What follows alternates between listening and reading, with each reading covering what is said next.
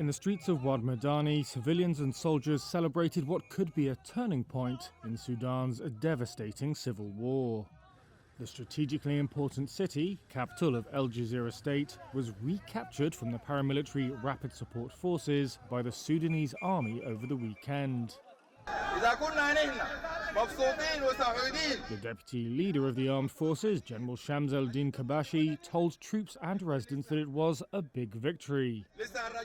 But the army is not stopping until every inch of this country is cleansed.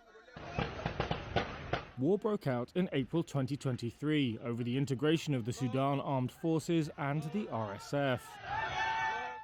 It has created one of the world's largest humanitarian crises, pushed more than 12 million people from their homes, and plunged half the population into hunger.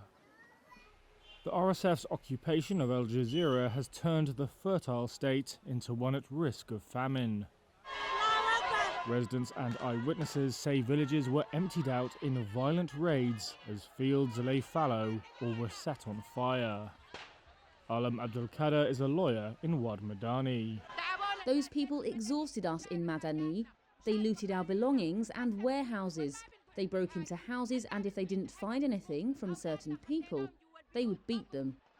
The RSF denies such accusations and says it is fighting rogue actors who are committing abuses. Its leader, Mohamed Hamdan Dagalo, has admitted defeat in Wad Madani, but insisted that the battle is not over.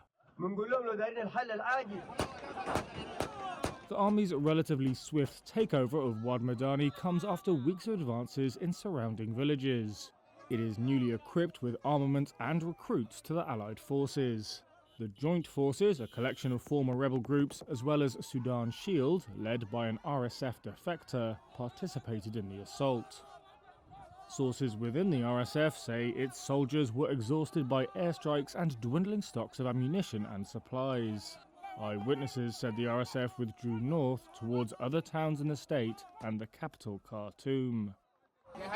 If the army is able to regain full control of Gezira state, that could be pivotal in its efforts to choke the RSF supply lines to Khartoum and elsewhere.